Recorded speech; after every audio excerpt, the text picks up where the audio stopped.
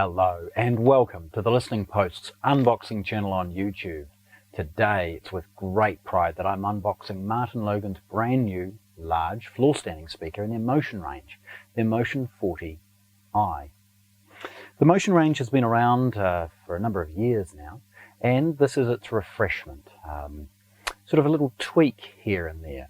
Not necessarily something worth implying a brand new model, but it's nice to see that Martin Logan, where they can make these subtle improvements.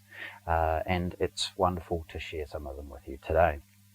Now, the 40s being large floor standing speakers, unboxed in pairs, so sent in individual boxes, and obviously sent in pairs.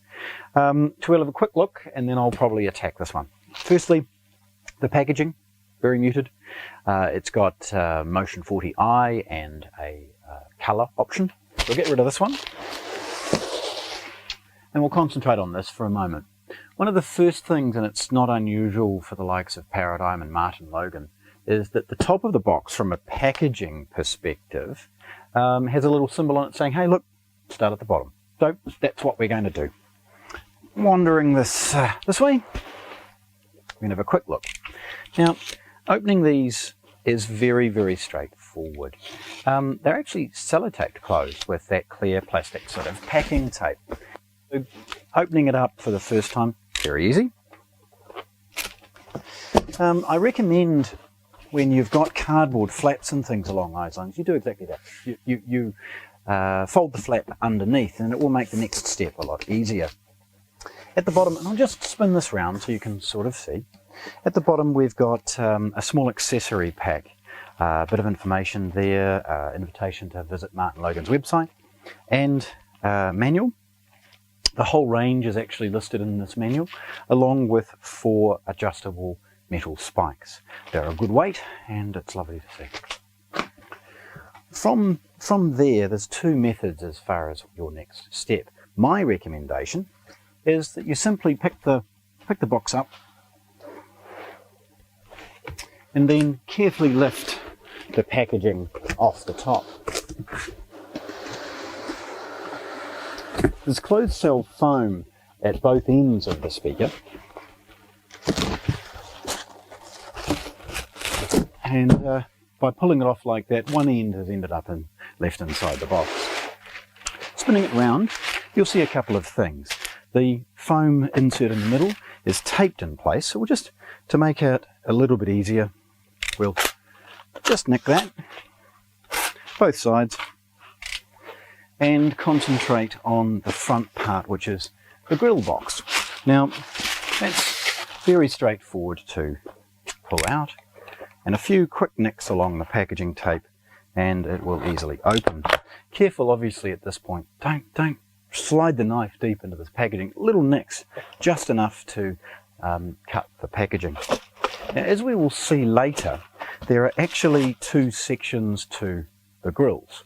This one being for the tweeter, or top section, a bit of closed cell foam in the middle, and then the larger grill for the bass drivers. The grills are rudimentary. They're magnetic, unlike the predecessor, and they are an acoustically transparent cloth. It's a departure from the previous model that had a sort of a metal grill, giving it perhaps a little bit more of an industrial feel. So, grill, it's worth noting, and please hang around for some close-up photographs, but there's actually a transparent section that marries up brilliantly with the tweeter in this one to ensure that it can breathe a little bit freer in the room. The rest of it is reinforced nicely. At this point, just make sure that that central section is unclipped, and get rid of it. At this point, probably the easiest is to lift the speaker out of the final packaging. You'll see a gel bag, moisture resistant, and the bottom of the packaging.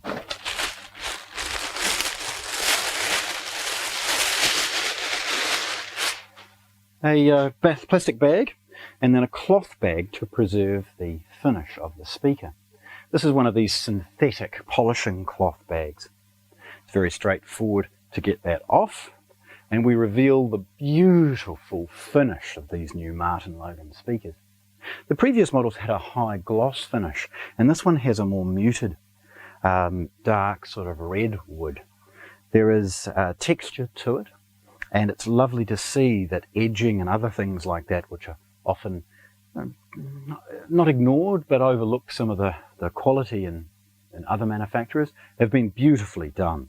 The veneer work is impeccable.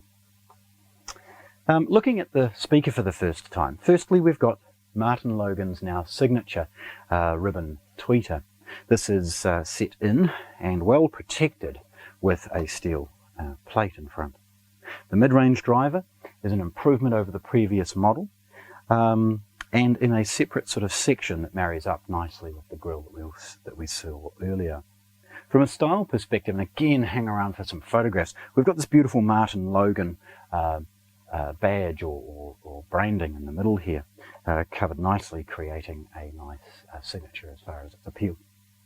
And then it's got two parallel bass drivers. Now these, approximately 6 to 8 inch, these are lovely in their size and performance. Great annulus, very nice and light in its touch and feel, but very good quality from a build perspective. There are some exposed bolts, and again those marry up to the magnets associated with the grills. And then there's a continuation of that beautiful veneer finish along the front. Spinning it around again, we get a little look at that finish and see an angled top. That top is designed to help manage some of the potential reflection off the flat surface of the speaker, but obviously a very narrow front does the majority of that work. Looking at the back, we see Martin Logan's signature binding posts. Now these are seen throughout some of their better speakers, and it's nice to see that the trickle down into this relatively modestly priced range has meant a beautiful look and feel and fit and finish for some of the better binding post alternatives. What we've got here is bridging clips installed, as you would expect, but the ability to remove those bridging clips should you want to buy wire or buy amp these. The fit and finish on these is excellent. There's a good quality binding post, a nice tight lock to it, and it's clearly delineating the red for positive and black for negative. Beneath it, Martin Logan's model number, Motion 40i, in a beautiful engraved sort of screen printed section, and then an emulation of the model and serial number off the box. There is a large port at the very bottom of the speaker, highlighting that it's managing airflow throughout the cabinet before it sees the port. It has a huge advantage for the control of bass that you would expect from a large floor standing speaker, yet extremely compact from this Motion series. At the bottom of the speaker, and I'll just pick that up briefly, we'll see the pre-tap points for the spikes that I saw with the manual. So there we go. Martin Logan's brand new Motion 40i compact floor standing speaker, unboxed here at the Listening Post in Christchurch, New Zealand. Thanks for watching. If you want to see more, subscribe to our channel.